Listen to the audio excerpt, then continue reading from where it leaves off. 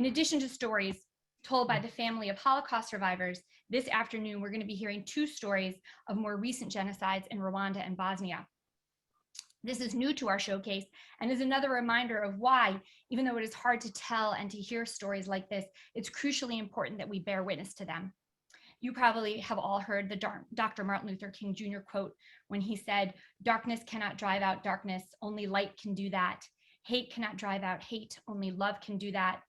By bringing light to these stories and showering love upon these survivors, we can take steps together to bring more light into the world. Next, we're going to hear from Bekir Hodzic.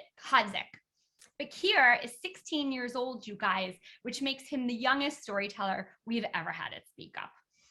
Bekir lives in Hartford and is a senior at Connecticut River Academy. That's a high school, you guys. He's 16 in East Hartford. He plans to study international relations or political science during college and then intends to go on to law school.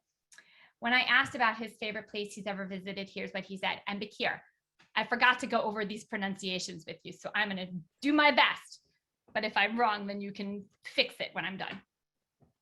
He said, "Of all the places I visited, I think the starry most, is it most or most? Starry most, yeah, you got it right. Okay, good. Also called the Old Bridge, which is easier to pronounce, in Mostar, Bosnia and Herzegovina has got to be my favorite. Whenever my family vacations in Bosnia over the summers, we always make sure to take a day trip to Mostar. Is it Mostar? Mostar, yeah. Okay. We'll hole ourselves up in a car for a couple of hours, stopping by the road to buy fresh fruits before eventually arriving at the starry most. When climbing the bridge, you have to practice the utmost care. The white cobblestone it's made of is very slippery and it's not hard to trip.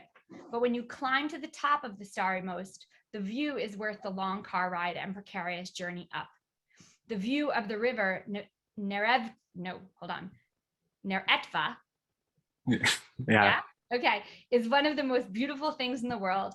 A winding blue dragon surrounded by lush greenery and houses that are hundreds of years old.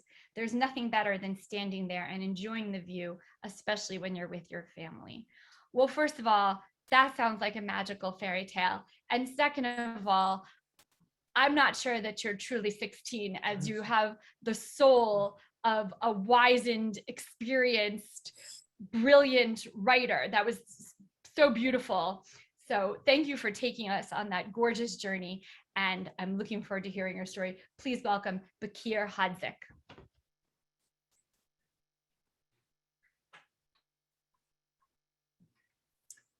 As children, we've all experienced getting lost.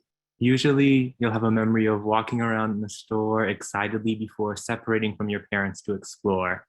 While everything might seem like fun and games for a while, there comes a moment when your brain switches from an attitude of playfulness to one of sheer terror. You realize, hey, where's my mom? Or, hey, where's my dad? And that realization freezes you up. I've had my fair share of experiences like this. Most clearly, I remember getting lost in my local Stop and Shop when I was in kindergarten. I snuck away from my mom in order to look at some junk food, and the next thing I knew, I couldn't find her anywhere. I was terrified. I started running around, frantically looking for her, and luckily, she was also on the lookout for me. And when she saw me, she rushed over and scooped me up. Of course, she severely reprimanded me, but my mother still gripped me into a hug that felt suffocating and smothered my face with kisses. I think that moment especially resonated with my mother because of her background. As a little girl growing up during the Bosnian genocide, she had an experience just as similar, but even more terrifying. My mother was born in Rodashi, a small town in what was then Yugoslavia. Yugoslavia was a communist confederation made up of several different nation states, similar to the Soviet Union. My mother was born in Bosnia and Herzegovina, one of those nation states, to a Muslim family. Her childhood was, for the most part, happy and peaceful. But things soon changed. In the early 1990s, Yugoslavia fell apart. The various nation states that created it, such as Serbia, Croatia, and Slovenia, declared independence. When Bosnia did the same, all hell broke loose. You see, Bosnia was a country sharply divided by ethnicity and religion. About 50% of Bosnia was Bosnian Muslim. The other 50% was split between Bosnian Serbs and Bosnian Croats, who were both Christian. The Bosnian Muslims in Bosnia wanted independence, but the Serbs and Croats wanted to secede from Bosnia, joining their respective nation states. When the Muslims declared independence, Bosnian Serb military forces began a civil war as they fought to take over several parts of Bosnia and have them join with Serbia. During this process, the Bosnian Serbs began a wide-scale campaign of ethnic cleansing and genocide. They would forcefully remove Bosnian Muslims from their hometowns or kill them. All of this was part of a plan to create a greater Serbia, an ethnically homogeneous Serbian state. When these Bosnian Serb forces began to approach my mother's hometown, her family quickly realized that they had to flee. They packed up a few possessions and quickly left. This soon became a routine for them. My mother's family would settle in a new town, the Serbs would approach, and they'd flee again, avoiding destruction and death everywhere they went. Then, finally, after several years, my mother's family made their way to Srebrenica. Srebrenica was a town designated as a United Nations safe zone during the conflict. It was protected by United Nations peacekeepers, and no harm could come to those in its borders. My mother's family once again settled down, relying on foreign aid and refugee camps to survive. At the very least, they were safe. But then, the Bosnian Serb army made their way to Srebrenica in July 1995. They surrounded the town and walked in. The UN peacekeepers did not stop them. After several days in Srebrenica, the Bosnian Serb army began separating the Muslim women, children, and elderly from the men. Then, the women, children, and the elderly were herded into buses and driven out of Srebrenica. My mother was one of those set for deportation. Her father was to stay behind. As she, her mother, and her sisters made their way to the buses, she clung on tightly to her mother's hand. But somehow, in the bustling crowd, that tight grip was broken. My mother was quickly engulfed in the crowd, unable to find her mother or her family under the summer heat. There she was, alone, without anyone in the world, being pushed forward by a furious crowd, desperate to get out of Srebrenica. She was terrified. My mother managed to break free of the crowd and decided to make her way back to where she'd left her father. She thought that she'd stay behind with him. Miraculously, she was able to find him, but instead of letting her stay with him, her father decided not to leave her behind. He had a bad feeling. So he took her in his arms and carried her to the deportation buses. Thankfully, there were still a few left, about to leave Srebrenica. He got onto each and looked around for a relative, someone who could take my mother for the time being and reunite her with her family.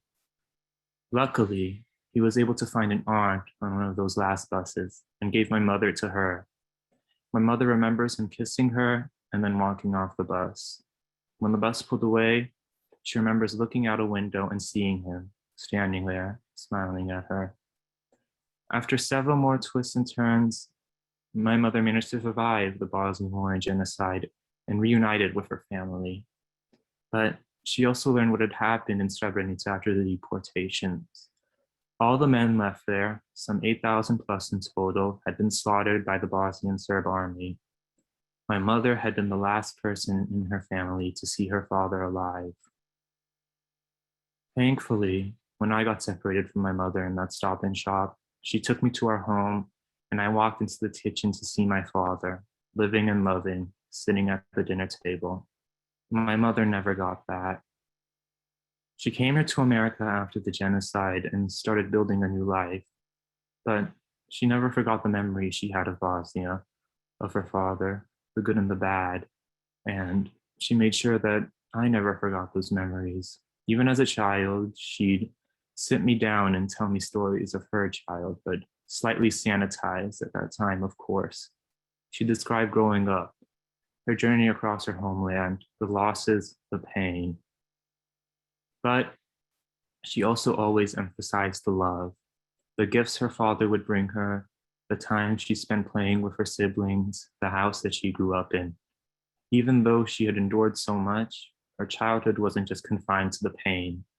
That understanding has always stuck with me. I don't just see my mother's story as one of terror, of being lost with no way out. There is light there, however dim.